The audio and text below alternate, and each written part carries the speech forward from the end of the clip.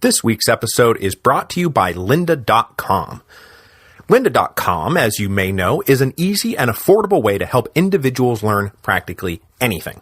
We're talking about hundreds of thousands of streaming tutorial videos created by experts in a ton of different fields. Web design, audio production, video production, animation. The videos range from beginner to expert, so there's something for everyone. Easy to follow, broken into reasonably sized chapters so you can pick up where you left off, and there's even searchable transcripts. If there's a program you want to learn, a skill you want to perfect, lynda.com has got you covered. For just $25 a month, you get unlimited access to the whole library, and there are premium packages on top of that. So for those of you who went and watched the Legend Has It video we made for the Shot Heard Round the World, I knew nothing about Final Cut Pro before I started working on that. Everything I was able to do, I learned step by step at lynda.com. No joke. I am happy to endorse them. They are the reason that video exists. So what we've got is an exclusive deal with lynda.com to provide you with a special offer, and it's a new one, to access all courses for 10 days, not just 7. So visit lynda.com/revolutions to try lynda.com free for 10 days.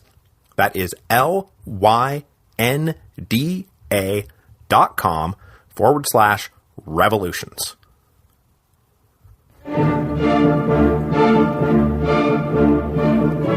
Hello, and welcome to Revolutions. Episode 3.18, The Flight to Varennes.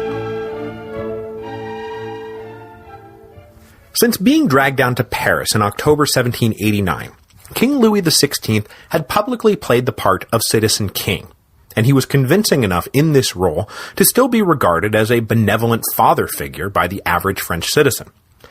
But privately, he was sinking deeper and deeper into a morose funk, depressed about what was happening all around him, but also paralyzed by indecision about what he could do in response.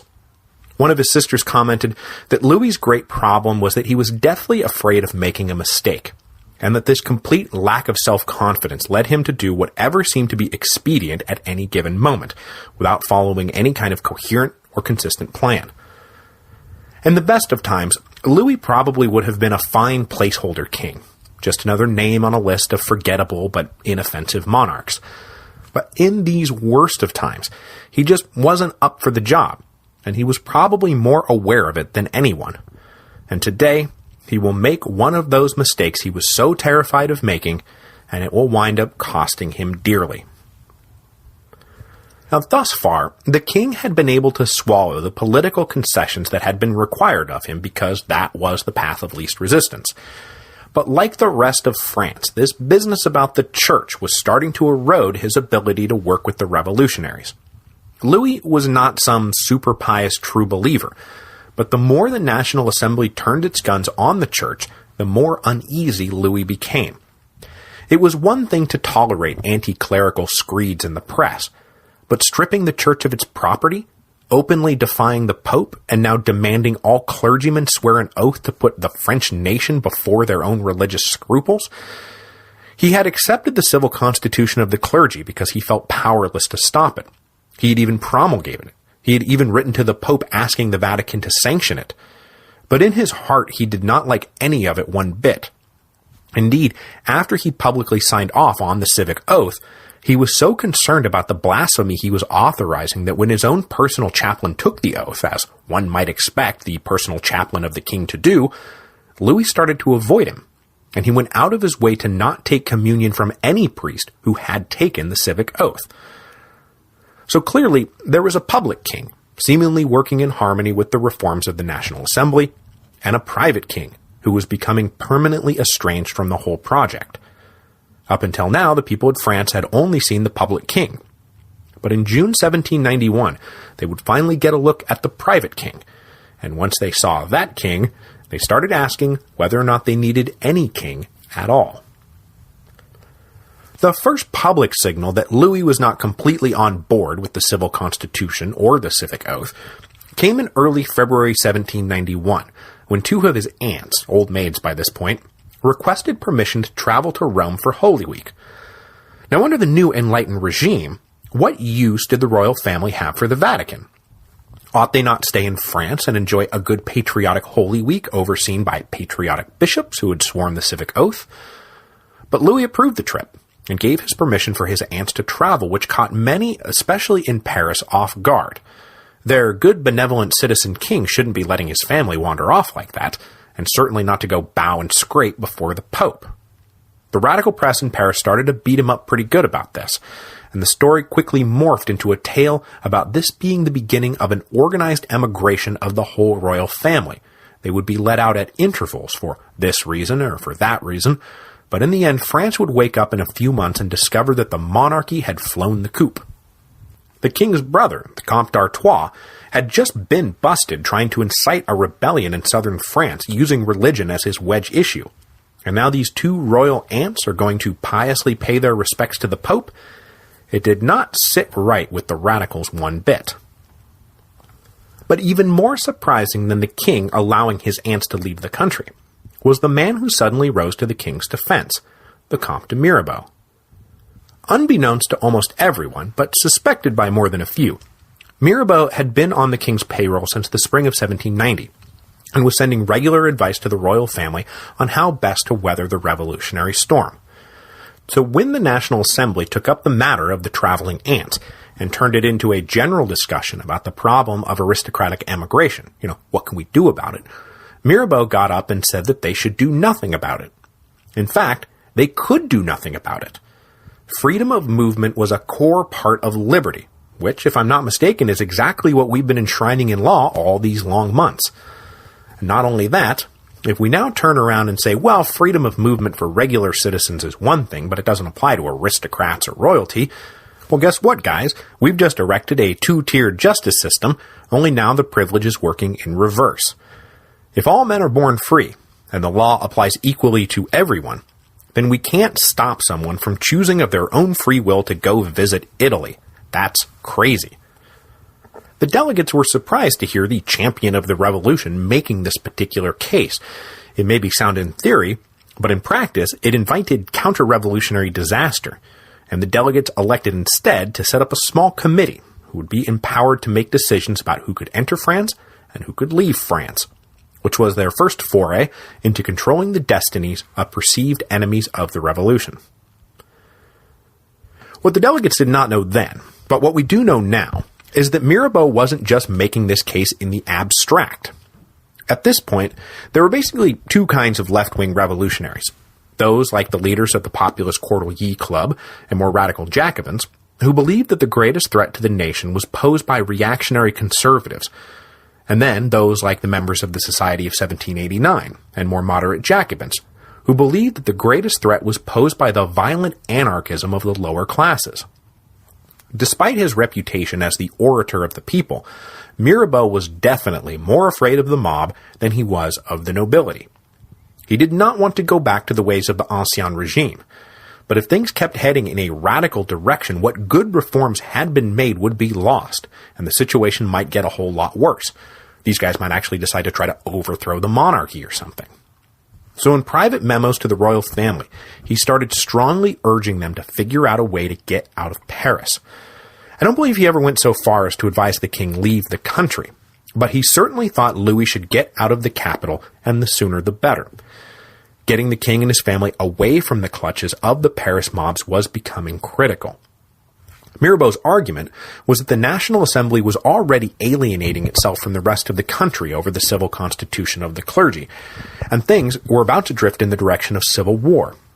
His advice was for the royal family to get out of Paris, go set up a capital in some provincial city, wait for the National Assembly to fatally undermine its own legitimacy, whereupon the king could step in, call for new elections, bring in some new sensible men to consolidate a constitutional monarchy built around a strong king who recognized basic civil rights and who listened to his new principal minister of state, me, the Comte de Mirabeau.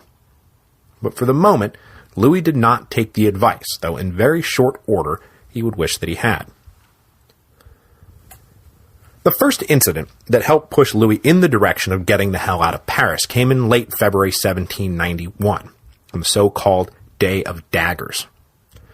When the press started filling up with stories about the king's imaginary plot to escape from France, working-class patriots started to believe that it was all true, that the king was about to take flight, hook up with the Austrian army, and then come back in and slaughter them all. So in late February 1791, sporadic demonstrations in Paris started coalescing into organized action. On February the 28th, a radical commander of the National Guard led about 1,000 armed men and women in the direction of a prison on the outskirts of town, intending to tear it down as they had once torn down the Bastille. The prison was targeted both because it too was a symbol of tyranny and was not befitting a free people, but also because of the strong rumor that there was a secret tunnel connecting the prison to the Tuileries Palace, through which the king was planning to escape. When word of the looming attack reached Lafayette, who was in charge of keeping peace in Paris, he rode out from his headquarters at the Tuileries to halt the mob. But when he got there, he discovered that there was some pretty generalized wrath going around, and he himself was among the targets. He may have been the hero of two worlds, but his conduct of late had made him a hated figure among the radicals of the Cordeliers district. Over the course of the day, Lafayette dodged at least 3 concerted assassination attempts. With things taking such an ugly turn, old aristocrats of the once proud sword nobility got together and expressed concern to each other that the royal family might be targeted next.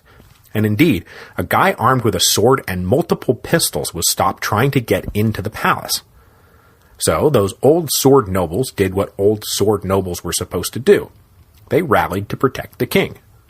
About 400 of them, secretly armed with sabers and daggers, entered the palace one by one, on passes arranged by a loyal chamberlain, and they set up a protective ring around the royal family. Okay, so now both major perceived threats to the new order have been activated. Reactionary nobles are seizing the palace, while violent mobs are running amok in the streets. And then there's Lafayette, caught in the middle. Having avoided being assassinated by the people, he now has to rush back to the palace to confront armed nobles who probably despised him even more than the mobs did. For all his dreams of being the great unifying figure who embodied a new enlightened France, Lafayette was discovering that he was actually now hated by practically everyone. I imagine him at this point pining away for the simpler days, when he and his adopted rustic brothers in the Continental Army waged a simple battle for liberty, justice for all.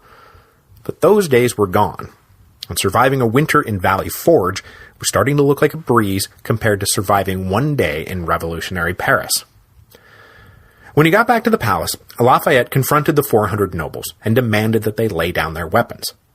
At first, the nobles refused, but then King Louis himself told them to heed Lafayette. Defying the National Guard would only invite more danger on all their heads, and so, disgusted, the nobles complied and were escorted from the palace. Almost every one of them was soon on the road out of France to join the growing émigré community and plot their glorious return to smash the revolution and save their dishonored kingdom.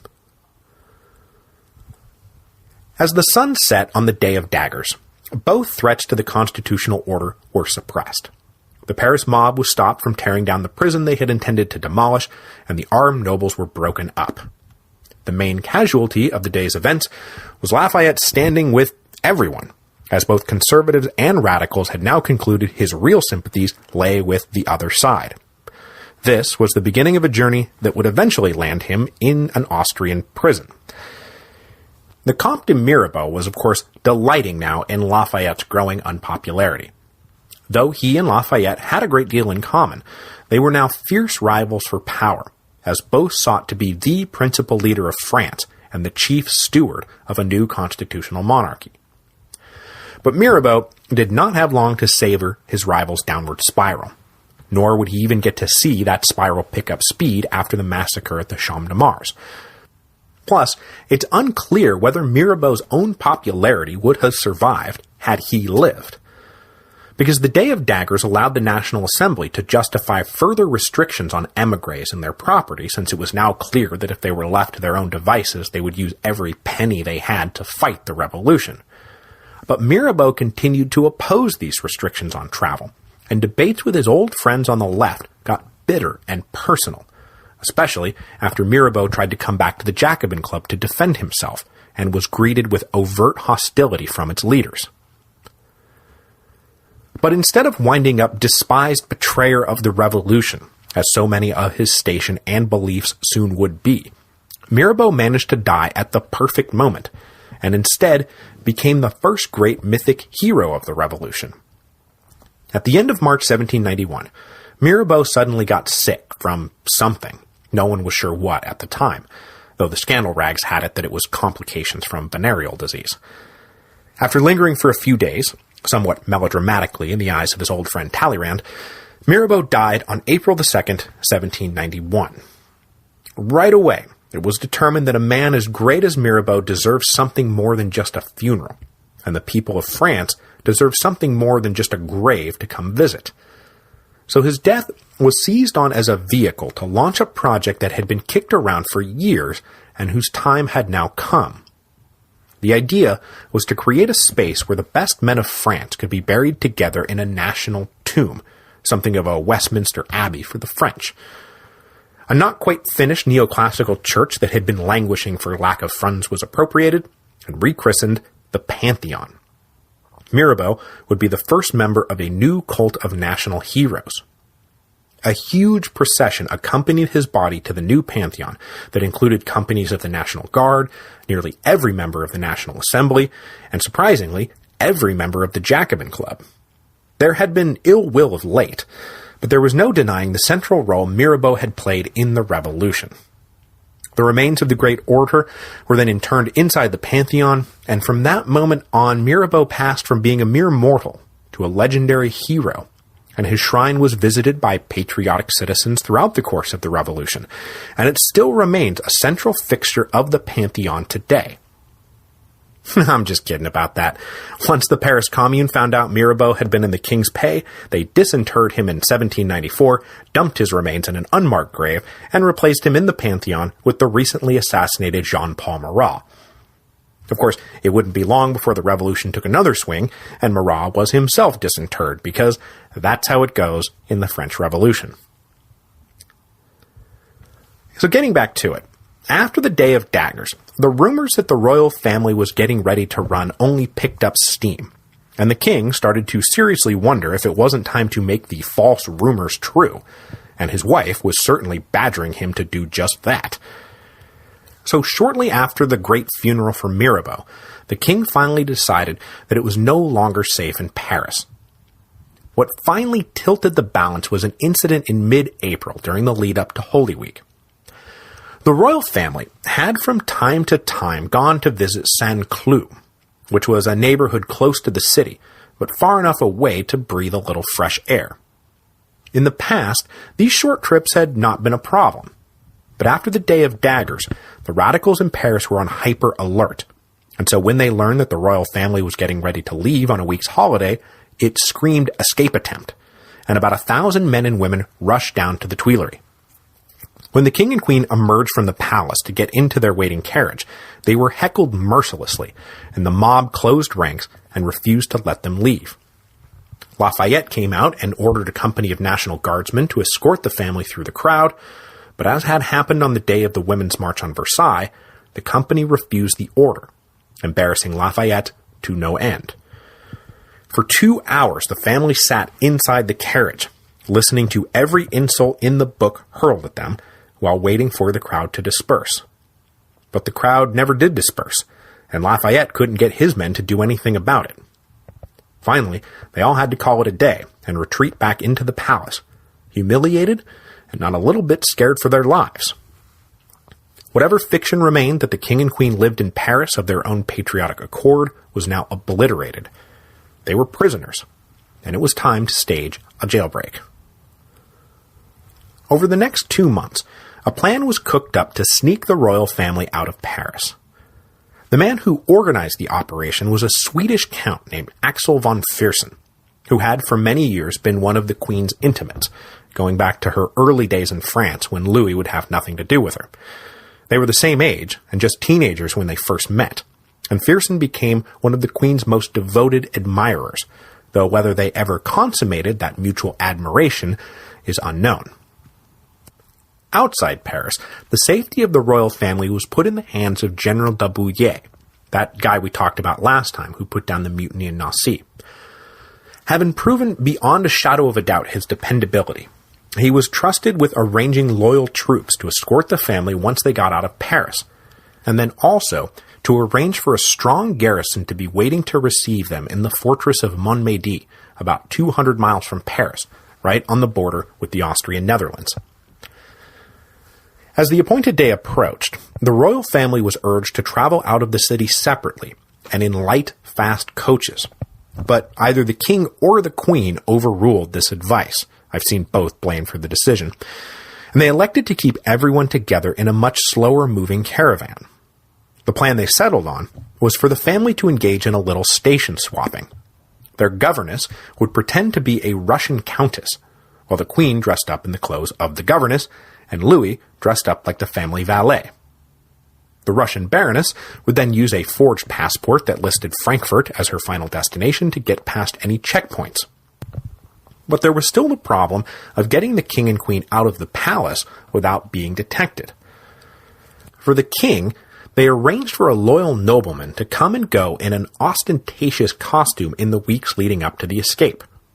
So, at midnight on June the 20th, 1791, Louis dressed himself up in that garish outfit, now a well-known fixture of the palace halls, and strolled boldly out to the carriage, without drawing a second glance. The queen, meanwhile, dressed up like the governess, and slipped down towards the courtyard separately. But on the way, she almost literally bumped into Lafayette, making his nightly rounds. She then got turned around after getting flustered, and was almost a half-hour late for the rendezvous. This was the first of a series of delays that would help turn the escape attempt into a failed escape attempt. Once they got moving, though, everything seemed to be going according to plan. They switched coaches shortly after exiting the city, then picked up fresh horses right where the fresh horses were supposed to be.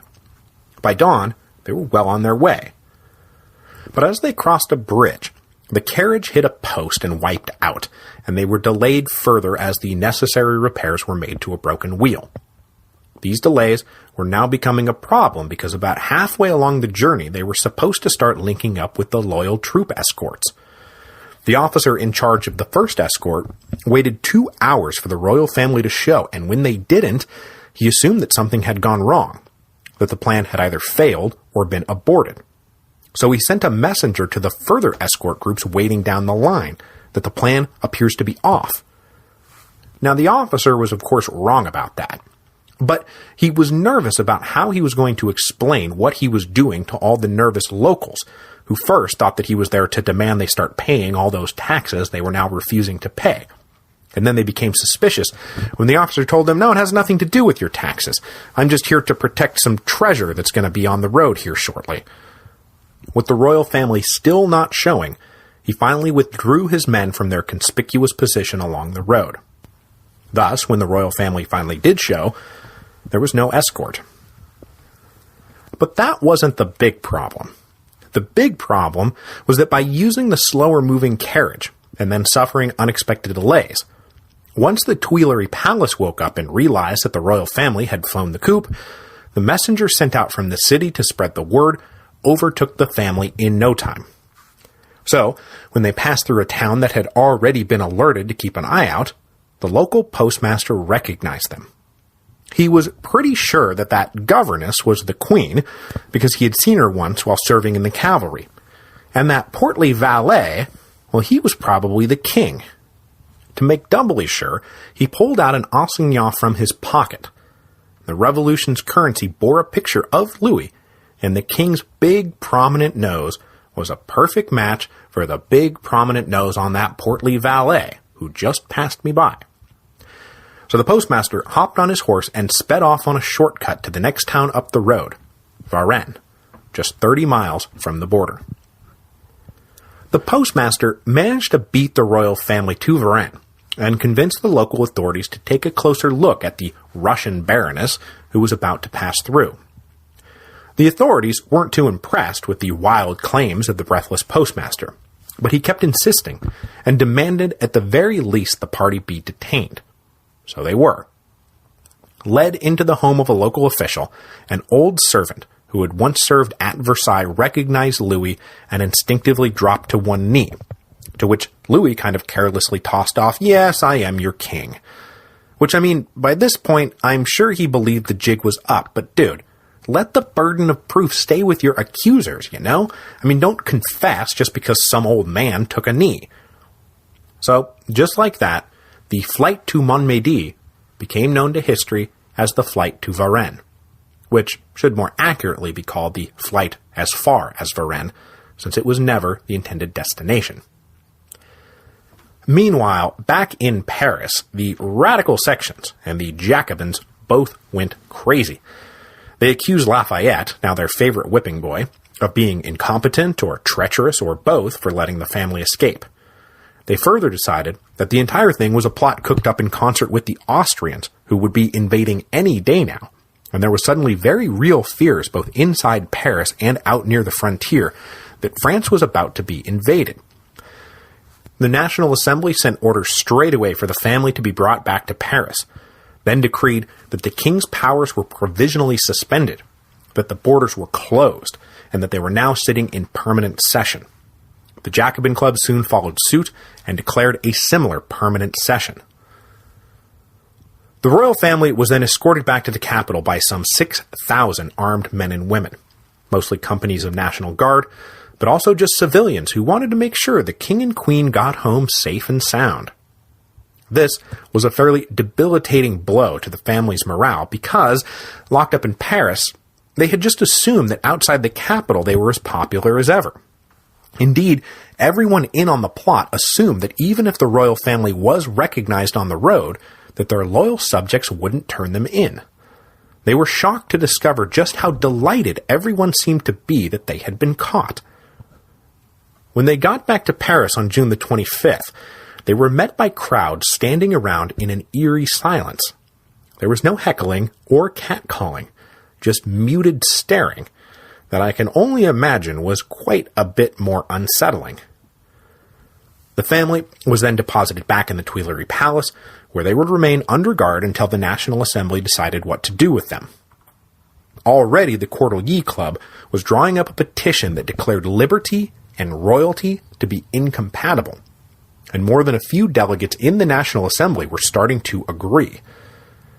But most of the others were not quite willing to take that particular plunge, and though they were furious with the king, they wanted to hedge their bets a bit, and they got General de Bouillé, who had obviously hopped across the border after the family was arrested, well, they induced him to accept responsibility for abducting the king, a transparent fiction made even more transparent because Louis had left behind a declaration to the French people justifying his escape and denouncing everything that had happened since the tennis court oath. But as republicanism started to pick up steam, this fiction about an abduction became necessary to ward off the super-radical populists. The flight to Varennes is in many ways a replay of Charles I's flight from London in 1642. Remember all that business? In that case, Charles got away. He hoisted a banner and started a civil war. What if he had been caught, though, and returned to Whitehall? Would the monarchy have collapsed right then and there? Or what if Louis had gotten away? Would he have hoisted a banner and started a French version of the English Civil Wars? It's impossible to know for sure, because he did not get away. And all we do know is that the result of all this was the death of the monarchy's legitimacy, and an end to any cooperation whatsoever between the revolutionary leaders and the royal family. In the next phase of the action, some of those leaders will continue to try to keep the king at the center of the constitutional order, but with the radicals holding torches and pitchforks at the gate, and Louis himself purposefully now undermining their efforts, there was almost no chance of salvaging the situation. The flight to Varennes was thus a major turning point in the course of the French Revolution. And next time, we'll get into the immediate aftermath of the failed flight, as the Cordeliers Club will hold a mass demonstration on the Champ de Mars to demand an end to monarchy. A demonstration that will be suppressed by Lafayette, further estranging everyone from everyone else. Next week, however, is Thanksgiving here in the States, so it'll be 2 weeks before we get into all of this. But I will see you then for the massacre of the Champ de Mars.